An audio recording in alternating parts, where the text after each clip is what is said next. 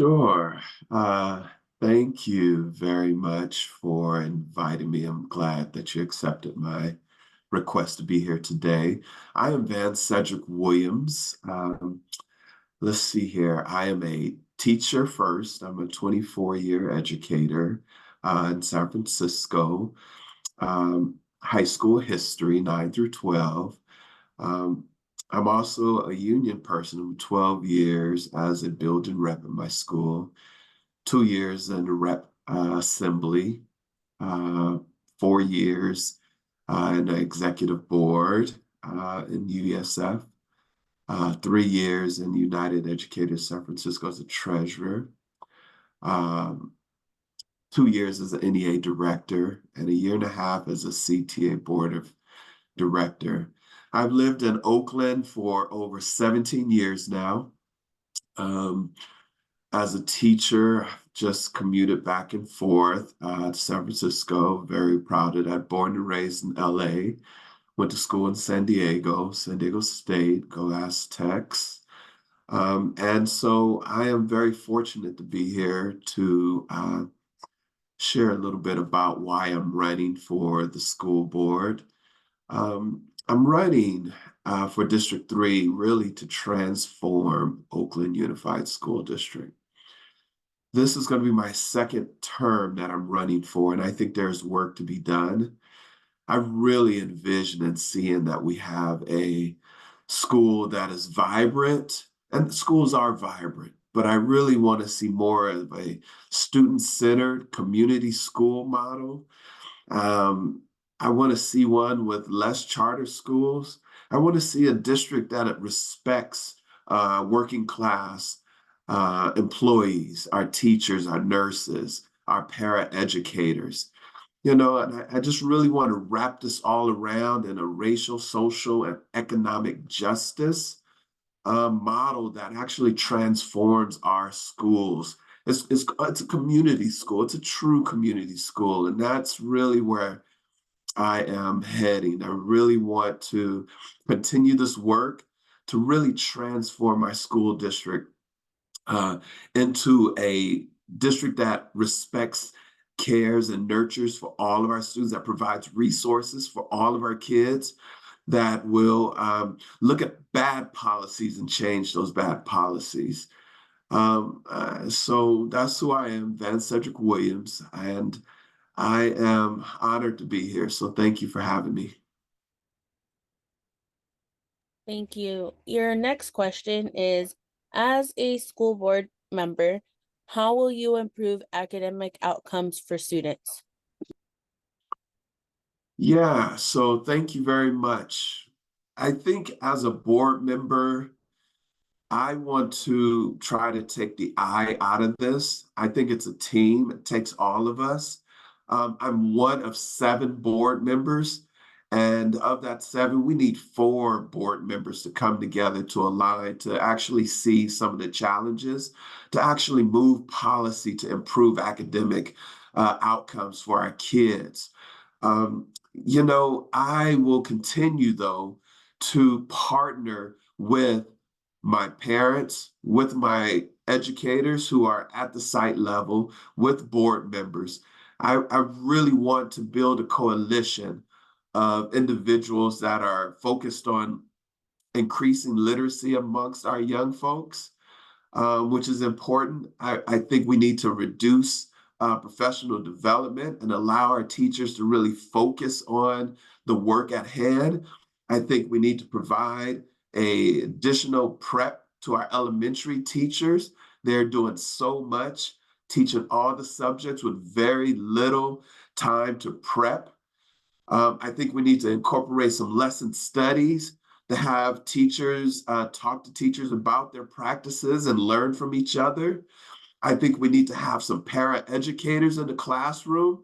I'm not for contracting out our services to vendors and nonprofits. I'm in for hiring working class people to do the job, unionized people. For me, I wouldn't be here if it wasn't for the security woman for my life in high school. Uh, she actually took me in at lunchtime, helped me read, helped me get my homework, motivated me, kicked my butt, just inspired me. And I know how important our parents are, our backbone of our particular school. So, when I think about it, I don't think about what I can do. I think about what we can do together and really talk about these strategies. I've been so fortunate to actually end this part. It looks like I'm oh, thank you. Thank you. Sorry. All Oof, good. I was ready to, okay, Van, bring it back. Bring it back. No Okay. problem. Uh, all right. So your next question is, you talked about this a little bit already, but what is your personal history with labor unions? As a board member, how will you engage with union contract negotiations and work actions such as strikes? Thank you. Thank you very much for that question. So, really, once again, I count my blessings every day. My mom was a union leader for CWA, Communication Workers of America. She worked for Pac Bell, Pac Telesis, and I saw her advocating for her members. I went around to different conferences with her. So I've been very fortunate to see what that was. I didn't know it would inform my future outcome. So when I became a teacher, I really felt like, there's more to this work. I saw a lot of my members who were um, being discouraged. I just saw that conditions weren't right for us. So I really decided to step up and speak up. But really, what this is about is, creating again a relationship, a coalition, a conversation, a discussion with our people who are doing the work. And that should be prioritized and center. Who is doing the work should have the ability to engage in the conversations. And so I want to lift that voice up. I think it's really important for us to actually talk about how uh, the cost of living in today's age. We cannot live on salaries of 10 years ago. Talk about working in our work environments. Uh, what happens when we don't have the proper health care? What is going to happen when our school, when we're under threat by some manager? Like, these are conversations that we need to have. Like, how do we come together to create a work environment that is community lifted so we can continue to do the work to support our young folks? I think building relationships with our labor partners, including OEA, with the buildings and trades, ASK SCIU, and more, we have to do that. It's necessary. Thank you. Your next question is, what role should unions play in creating district policy? As a board member, how would you maintain a collaborative relationship with OEA and other unions? Thank you very much for that question as well. So I really like this question. I think that um, unions are voters. People in unions are voters. They are the constituents that elected us to this office. And so, therefore, I believe that unions have every right to make phone calls, to talk to board members, to share their concerns, to share their ideas, to share a good actually plan to improve things. I think that there should be an open door policy. There should be monthly meetings, weekly meetings. You decide, you're the constituency. But listening and having a one-to-one conversation and understanding the issues that affect you and matter most is most important. Asking your board member to represent you not only as a member, but as a resident, as a voter, but also as a union individual is really, the least that you can ask.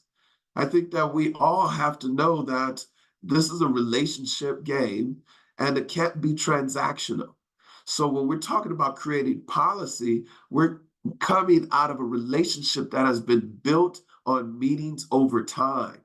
So I think we should really think about that. How do we extend that relationship so it can be very symbiotic in a way that we actually are seeing each other at the grocery store and talking about what is happening at the schools, seeing each other at the park or seeing each other at the lake and talking about it, or having breakfast.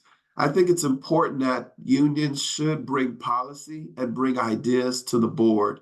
At times, we don't have all the right answers, and actually having meetings, a regular meeting with our labor partners, will help us look at the picture from a different point of view. There's two sides of a coin. There's one side from the district, and there's the other side from the community. Let's work it out. Thank you. Will you commit to rejecting donations, endorsements, and support from privatization-linked organizations such as Families in Action and the California Charter School Association, for-profit corporate entities, police or prison unions, or Israeli lobbying groups? And will you publicly request that any of these groups cease campaign activities like mailers or canvassing on your behalf? Thank you for that question. Yes, I will commit to rejecting donations, endorsements, support from privatizers, um, from any charter organization, any for-profit corporate entities, prisons, police, any particular foreign government. I just think that this is really an election about the people and the community. I think that charters tend to have an agenda, which is to break the school district up. They're looking to actually bring as many kids into their school districts, and I'm not going to be able to support that. I do not support charters in that regard. Also, any other particular side organizations that are supporting charters, I don't support them either. Any police, I actually am very weary. I know police have a role to do in society and they should do that role. But I am not going to be, I look for community solutions. I will go to the community and build out solutions with the community before I try to use the police. So I'm just not there. I feel like our prison system has completely uh, has used legislators to exploit laws to move more people into prisons to make profit.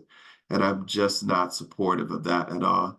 I think that they do not rehabilitate, they only create more recidivism rate. And I just do not support that. So I'm not going to support those organizations that actually are going to do harm to our community in the name of profit. So I stand against that, and I will disavow anybody who tries to donate to me that I doesn't fit this criteria. Thank you. Thank you. Your next question is, if you are responsible for hiring a new superintendent, what qualities would you look for in candidates? What should be the relationship between the board and the superintendent? Thank you very much for that question. I've really been really thinking about it. As my experience on the board for the last 3.5 years, and sitting on the dais and watching how the superintendent engages with the community, watching how the superintendent engages with the board members, just really watching how, our schools face so many challenges and how the superintendent responds. I think some of the qualities that I'm really looking for is a superintendent that has actually strong communication skills, that's centered around relationship building. So when there are challenges, when there are policies that hurt our communities and our members, our residents, our families, our kids come to the board and ask for some relief, ask for reconsideration, we really should be able to empathize and have this sense of emotional intelligence. We should be able to reach out and communicate to them and build the relationships that will allow them to feel that their school is safe and that is actually supportive of them. I think that having a superintendent that understands problem solving and being flexible is really important as well.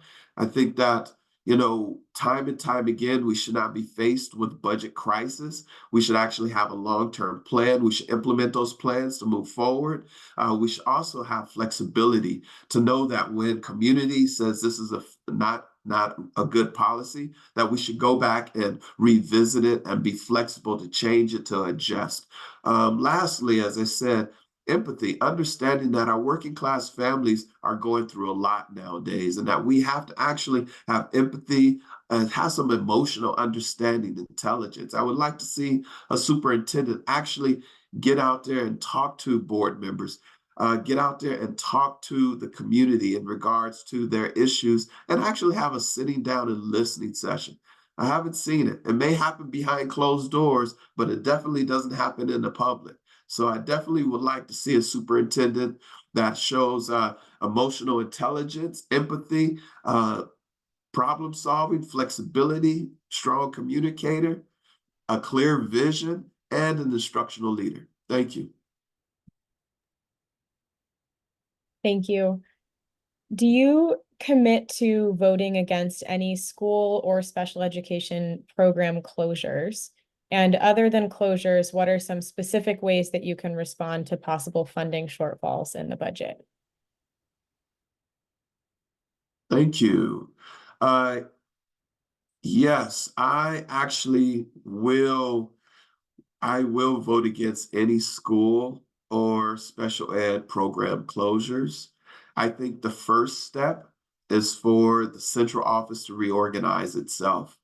I believe there are still many executive director positions in central office that actually are may not need it. Those positions lasted 10 years ago. It's time to evolve as a district. I think that is much more important for the superintendent for the school district to show a good faith effort and actually reorganizing itself. Another thing I really am considering is that we need to create mechanisms that actually slow down or pause consent items that are being spent by the school district. We need to start taking those consent items and moving them to subcommittees with that purview to review those consent items. Because time and time again, we're spending millions and millions of dollars in consent items, and board members don't have a real idea. A lot of times the district staff says this is what a school site wants, but there's 5 schools with 5 different companies that are doing the same thing. We really have to talk about those particular policies. Also, we really have to look at, how we have to have actually multiple meetings for our special ed. We call it SELPA, our special ed plan for local plan. I think that's really important. A lot of times our particular board members are voting on a budget for our SPED budgets, and they don't actually know what they're voting on. They have a executive director that gives them a 15-minute presentation and then asks them to vote on special ed cuts, special ed program movement, and they have no idea how this is going to impact the community. So I think we should have actually study sessions and actually maybe a community-wide engagement on SPED programs before we make votes that will hurt our kids. So I say no to SPED programs and no to school closures. Thank you. What do you believe the future should look like for charter schools in Oakland? Specifically, what are your thoughts on extending property leases, sharing space on OUSD campuses through Prop 39, and transitioning charter schools to district-run schools? Thank you for that. So I believe that charter schools have peaked, and they definitely are on the downturn right now, which is good for OUSD. I think that we should not have any special leases for charter schools at all. I actually will, once I get elected, I'll be working on a resolution to limit co-locations for OUSD. charter schools and OUSD is very similar to what occurred at LAUSD for Prop 39. And what we know is that Prop 39, the history is, we're not making this, the history tells us is detrimental to school districts and that it negatively impacts the ability of our schools to maintain and even grow essential priorities and programs. So I think that is really important that we target moving co-located schools away from under-resourced schools. And second, I think that we need to convene a meeting with local districts in Alameda County and West Contra Costa to come together to really come up with a platform plan to actually lobby Sacramento in regards to revising these rules for Prop 39. It's really important that we actually start to understand and communicate to these lawmakers how it has impacted public schools.